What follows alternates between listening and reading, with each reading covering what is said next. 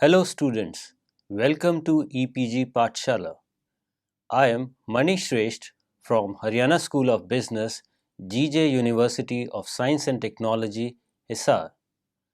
Today we are going to talk on module Internal Written Communication from the paper Business Communication. First have a look at the learning objectives. The first objective is to understand the purpose of internal communication. Then, to know the tools for internal written communication, and finally, to understand the relevance of each tool of internal written communication. Now, internal written communication is very important for any organization. Internal communication is used when employees exchange their thoughts, ideas, views, etc. with other employees of the organization. Internal communication happens irrespective of level of the hierarchy in the organization, and it includes all the communication among employees at inter and intra-departmental level. Generally, in any organization, there are two types of internal communication. One is internal written communication and other is internal oral communication. Internal oral communication is when the employees are talking with each other over phone, while internal written communication says when we are writing something and exchanging our views or share some ideas or talking to each other via written mode, then internal written communication is being used.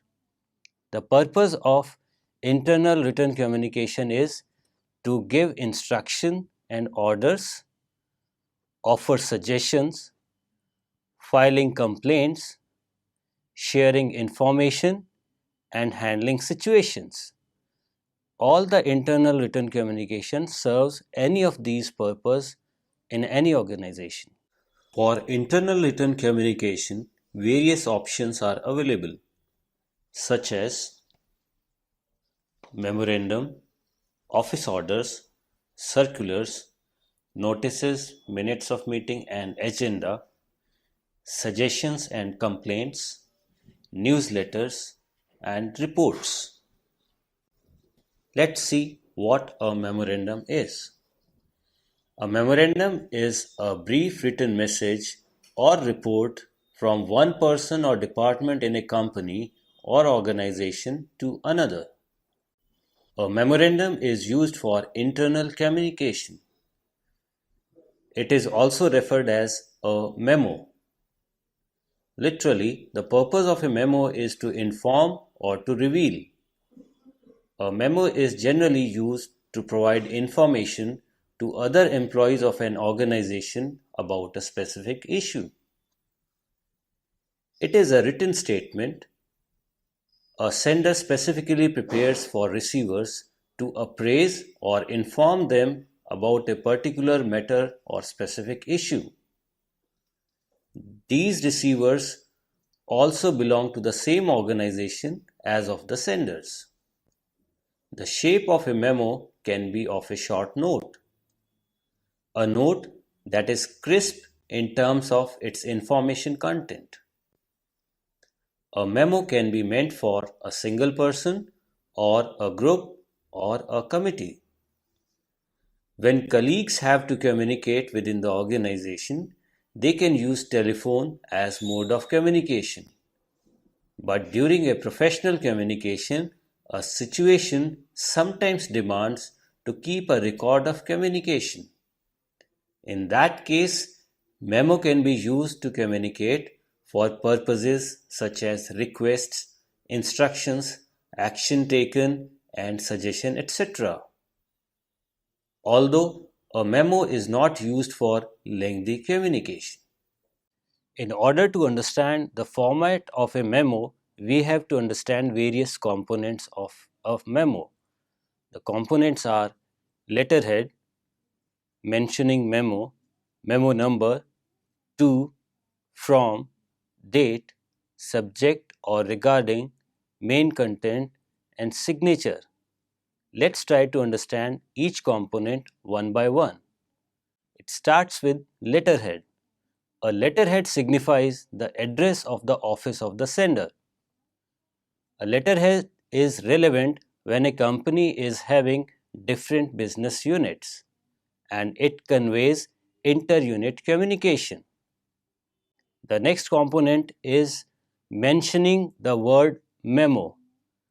Under the letterhead, the word memo or memorandum has to be specifically mentioned. It conveys the type of internal communication and differentiates it from other types of communication. Memo number. Memo number is the identity of a memorandum. It differentiates it from other memo and similar kind of communication. Generally, a memo number is used for referring to a specific communication that took place within the organization. To and from. To is the receiver of the memo and it can be more than one person. Then name of a person has to be written. A committee can be a receiver or a department can be mentioned under the heading to. From, it is for the sender. Here a name of a person can be written, a committee or a department can be mentioned. Then comes the date.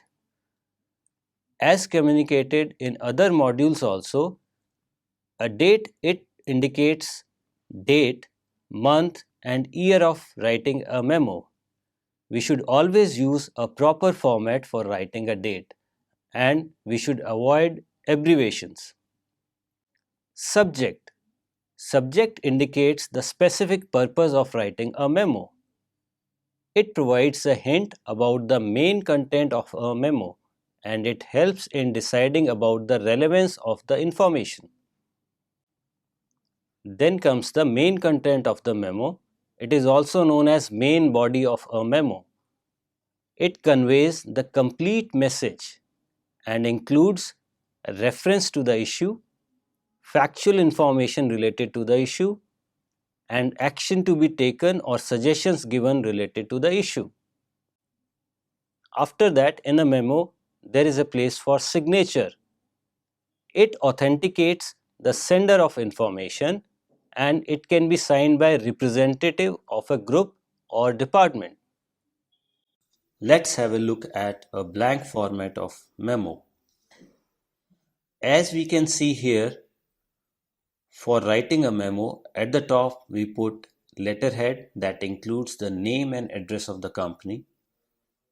Under that we have to write the word memorandum or memo.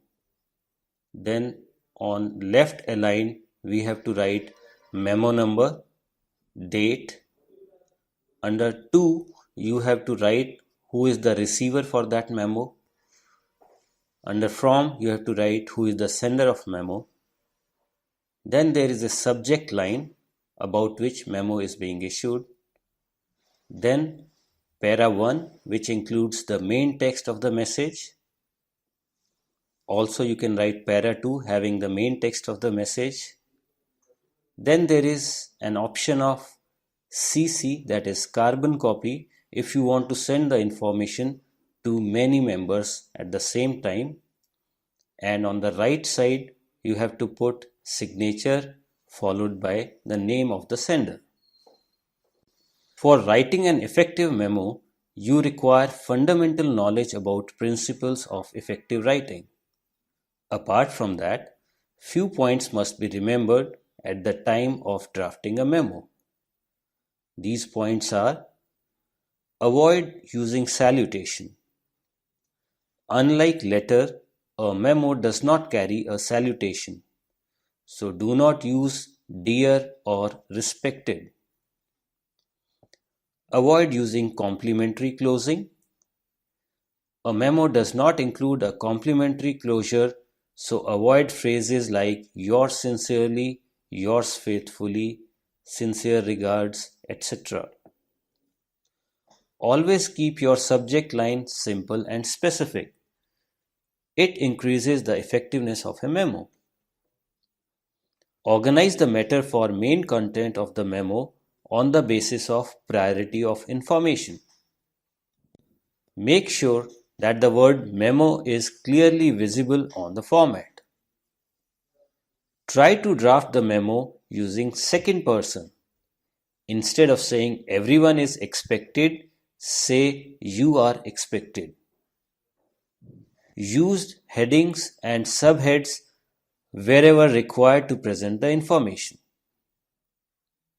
Always put less important information at the end of a memo. Now consider this example of a memo. It is carrying all the characteristics of a good memo. As we can see here, there is a letterhead mentioning the name and address of the company. The memorandum word is clearly written. Then there is a number, that is memo number 975/KV1/10. Then date is there. The memo is written to marketing department and from manager HR. The subject is fake traveling bills. Then the main text is mentioned, which is talking about the subject mentioned above. And finally, it is signatured by Mr. R. Singh. In many instances, an authority has to give certain directions or instructions to their subordinates. For such kind of downward communication, an office order is passed. Generally, an office order carries certain actions to be performed by its receivers. Non-compliance of an office order may attract a disciplinary action against the receiver of the order. Such orders can be issued in a memo format. As memos can be used for communicating in any direction, but office orders are strictly used for downward communication. Some of the reasons for issuing an office order are promotion, increment, demotion, transfer, changes in office timings, shifting of a place, termination, etc. Let's look some of the writing tips for office orders. Every office order should be crisp and short. That means to the point information must be mentioned in an office order. Always mention name and designation of the receiver or receivers, because it must clearly specify that for whom this office order is being issued. Properly sign the office order, and the signing authority must possess the required authority. Clearly state the purpose of the office order, whether the office order is regarding shifting of an office, whether it is for promotion, whether it is for demotion, transfer, change in office timing, or any other purpose, but it must be clearly mentioned in an office order. Always mention the consequences if a particular office order is not complied with. There are 4 phases of report writing: collection phase, planning phase, drafting phase, and editing phase. Let's discuss each phase one by one. In a collection phase of report writing, it is important to collect the relevant information, and it includes news item, surveys, pictures, figures, documents, etc. That means all the related information has to be collected in this particular phase. Once the relevant information is collected, we enter into a planning phase. Under the planning phase, we have to decide the importance of collected material, and it is better to discard any material which is having lesser importance for a particular report. Then decide the logical sequence, the sequence in which you have to arrange the given information. Suppose you are having certain important information that need to be mentioned first, should be put first in the logical sequence. Then decide place of pictures and illustration so that it can well support the written matter in a report. Then comes the drafting phase. Drafting phase is very important because all the written part is covered here. It is having a writing phase where everything related to the report is written. Then it creates the main body of the report. That means it is the main part of the report which is read by the people. Then write a conclusion. That means what would be the outcome of the report. It has to be written in a concise form and presented as a conclusion. Then editing phase. Always examine the prepared draft on the grounds of grammatical mistakes, sentence structuring, styling, etc. And if the organizational policy allows you, get it checked by qualified people so that you will be able to remove any kind of error in that report. This example of office order clearly highlights that it is being used for downward communication. Like in this case, manager HR is issuing office order to sales executive marketing department. Apart from that, main text is supporting the subject line. Overall, it is bearing all the characteristics of a good office order.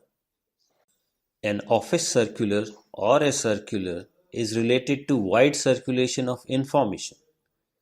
It is used to provide information to all or larger number of employees of an organization. The information can be related to opening up of a new facility, inviting suggestions, seeking interest, visit of a specialist, a party, rules and regulations, etc. The basic purpose of a circular is to make the receiver aware about a stated issue. A circular is also treated as an advertisement meant for wider distribution. It is like information for each and every one. Following are the few tips that can be used while drafting a circular.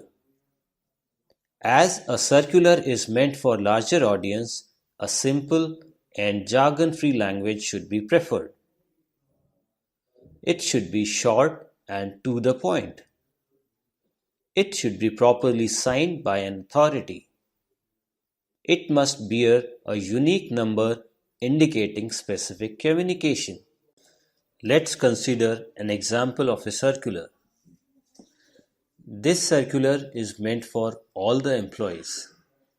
It is having a unique number as mentioned, circular number HR071121. This particular circular is seeking information and inviting suggestions from the employees of the organization. And finally, it is being issued by the authorized person, that is Mr. J. Kumar, Manager HR. Notice, agenda and minutes of meetings are the three components related to organizing and conducting a successful meeting. All the three components are the part of intra-organization communication. In general, the purpose of a notice is to pass on specific information meant for specific receivers. A notice is always issued by an authorized person. A notice needs to be drafted in a summarized way so that the receiver could understand the information by just having a glance. Notices can also be pinned on the notice board to convey the information to the intended receivers. A notice is also having a legal relevance. For example, in case of ending a contract of employment, a notice is issued. Another more popular purpose of drafting a notice is to notify about a meeting. Before calling a meeting, it is essential to notify all the members about it. This information must be sent to all the members who have a right to attend the meeting. The proper circulation of the information has to be ensured by the secretary in consultation with the chairperson of the meeting. Such a notice must mention information about the day, date, time, and venue of the meeting. If decided, agenda items may be mentioned in the notice or attached separately. It has to be ensured that notice reaches all the members within reasonable time before the meeting. Let's have a look at an example of a notice. As we can see from this example, it is possessing all the characteristics of a good notice, as we can clearly identify the day, date, time, and venue of the meeting. Also, this notice is being issued to all the members of the management committee, and a reasonable time has been given for the notice before a meeting. Minutes of the meetings are the official record of discussion and decisions at the meeting. Agenda of a meeting states the activities that will take place during the meeting. An agenda provides a guideline for the members to think and prepare about issues to be discussed. It steers the meeting towards the completion. An agenda also ensures that no issue is left unattended during the meeting. Generally, similar format for writing agenda is adopted by organizations. For example, first agenda item for most of the meetings is confirmation of minutes of the previous meeting, and the last agenda item generally is any other matter with the permission of the chairperson. Rest of the agenda items are put on the basis of their priority. A little modification can be made in the standard format as per the requirement. Let's have a look at a sample agenda. Here, agenda is being written and 6 agenda items are being mentioned serial wise, like 6.01, 6.02 to 6.06. Now here 6 mentions that it is a 6th meeting and 01 mentions that it is the first agenda item. As we can see, all the characteristics of agenda are clearly depicted here. After that, minutes of the meetings are the official record of discussions and decisions at the meeting. The minutes of the meeting are generally written by the secretary in consultation with the chairperson. It is always good for a company to keep a record of minutes of meeting. In certain cases, it is mandatory under the law to maintain minutes of the meeting. The minutes mentions the main points of discussion and decision taken thereof. The person drafting minutes of meeting should doubly check the facts and decisions before making it public. It is also advisable to circulate a pre-final draft of the minutes among the concerned members for their observation. Minutes become effective only when they have been read at the next meeting. Let's have a look at sample minutes of meeting. Here, the example is showing that information about the meeting held is mentioned here, then the members present, then all the agenda items are being mentioned, then under each agenda item what is being discussed and what decision has been taken is clearly depicted. Finally, minutes of meetings are signed by the secretary and the chairperson. During normal business of an organization, every staff member at one point or the other has to give suggestions or file a complaint for a grievance. Both suggestions and complaints help the organization in its smooth functioning. Many companies even encourage such kind of activities to identify the flaws in their system. Broadly, suggestions are invited from staff members for solving a problem, and grievances are encouraged to improve the employee-employer relationship.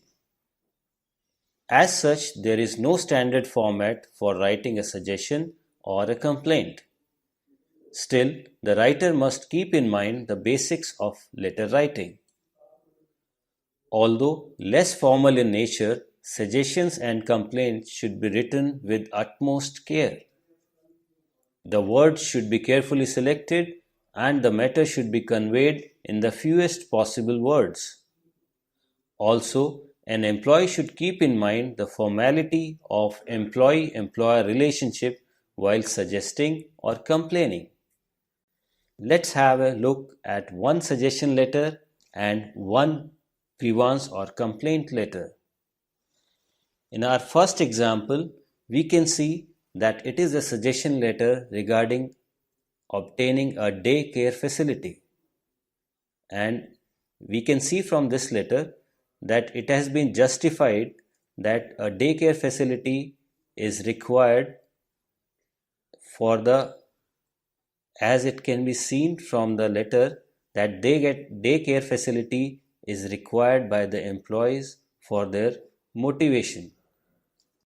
In another example mentioning the grievance, it highlights the requirement of a new recreation room as the older recreation room is not sufficient and it is overcrowded. We can easily see that a polite language has been used while drafting such kind of complaint. After that, another type of communication is newsletter. Another important intra-organizational communication tool is an employee newsletter. A newsletter is just like a newspaper but for the employees only. All the news mentioned in the newsletter has a direct relevance for the employees. Employee newsletters are used to provide specific information for different purposes such as guiding, educating, increasing morale, establishing a sense of belongingness, and updating the workforce. An employee newsletter provides news from all sections of the organization, irrespective of department, designation, or unit. While creating a newsletter, it is important to ensure that the information included in the newsletter is worthy and of interest of readers. For drafting a newsletter, few guidelines can be kept in mind. These are: develop all the matter of the newsletter by keeping employees in mind. A newsletter should not be too long. A tabloid with 4 pages is generally sufficient for a fortnightly newsletter. Keep the language as simple as possible. Matter should be informative, not directive. Design the newsletter on the basis of certain themes. Decide the regular sections to be included. Then fix the place of each section and maintain consistency for all editions. The sections can mention about safety and human resource, corporate social responsibility, career advancement, retirements, company policies, relevant world news, etc.